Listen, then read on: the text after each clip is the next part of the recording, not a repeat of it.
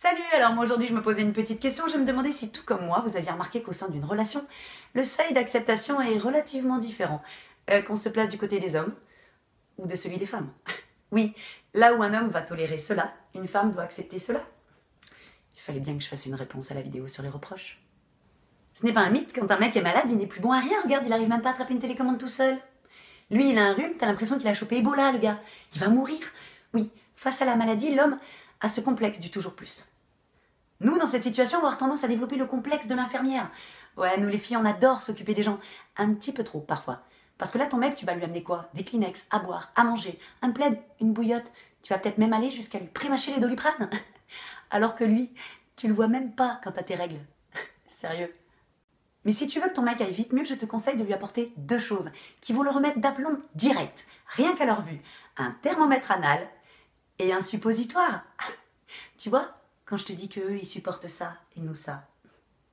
Il y a quand même un domaine où les hommes restent assez exigeants, c'est la bouffe. Les gars, on est en 2015 quand même.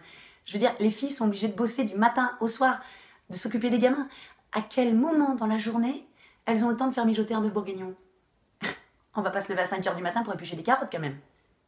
Si tu vis pas avec ton mec, tu manges un coup chez l'un, un coup chez l'autre. Bizarrement, tu remarqueras que vos frigos, c'est pas du tout les mêmes.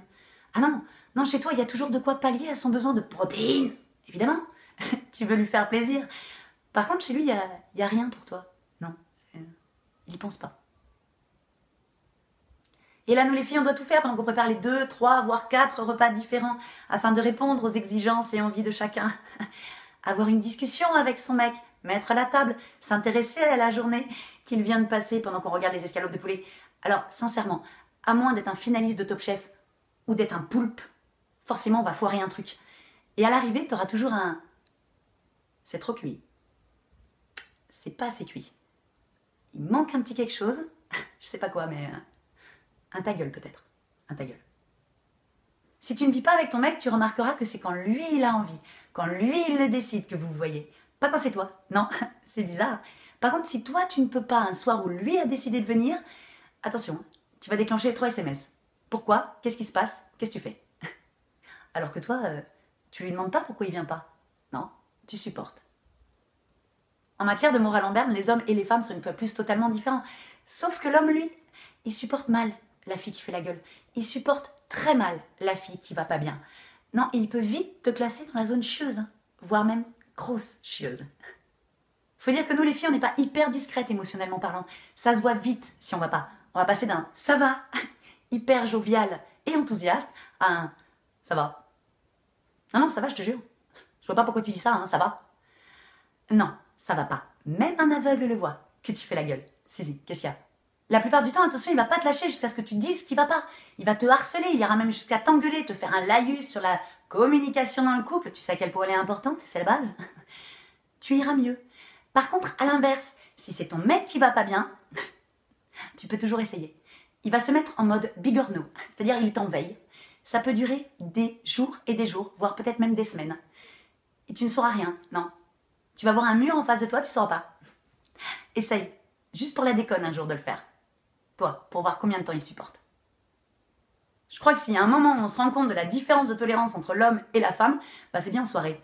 Ah oui, parce que généralement la fille, elle vient en night pour s'amuser avec son mec, alors que lui, il vient pour s'amuser avec toutes les autres filles de la boîte. C'est pas pareil. Non. Là où généralement, toi, tu as à peine le droit de dire bonjour ou de discuter avec des mecs que tu connais, ton mec, lui, il a le droit de tout faire en soirée. Évidemment, il a le droit de prendre des meufs dans ses bras, il a le droit de danser avec elles, zouker, se frotter. Et toi, évidemment, si tu dis quelque chose, il va toujours te répondre « Ah mais ça va, c'est des potes !» Ah, apparemment, on n'a pas tout à fait les mêmes. Et surtout, il y a une phrase que vous dites, les mecs, qui est juste insupportable. « Ça va, hein, c'est avec toi que je rentre, c'est bon ?» Ah ouais, c'est rassurant. Merci. Parfois, pour la déconne, on aimerait bien, nous les filles aussi, faire la même chose, histoire de leur montrer qu'ils ne supporteraient pas, à l'inverse. Mais ça, ils comprennent pas, en fait, que leur attitude est déplacée, est irrespectueuse. Ça, non. Nous, par contre, on est des folles. Si on leur fait remarquer, on est des psychopathes, bien sûr. Donc je propose quand même que la prochaine fois, on arrive comme ça en soirée, premier mec qu'on voit, salut toi! Un petit zouk bien collé serré, Et au moment où ton mec commence à paniquer grave, bah tu lui balances. Oh, ça va, c'est toi que j'aime. Calme-toi. On peut essayer. Et il y a tellement d'autres exemples. Regarde Facebook. Toi, tu es obligé de tolérer, de supporter les milliers d'amis virtuels, principalement des meufs, évidemment, sinon c'est pas drôle. Toi, tu n'existes pas. Tu n'es personne. Ah si, tu es la vie réelle. Mais souvent, la vie réelle, face au 2.0, elle fait pas le poids, non. Non. Alors que toi, par contre, on va te faire chier pour un pauvre petit like. C'est dingue quand même. C'est marrant parce que nous, on doit toujours adorer vos potes alors que vous supportez assez mal nos copines. C'est bizarre.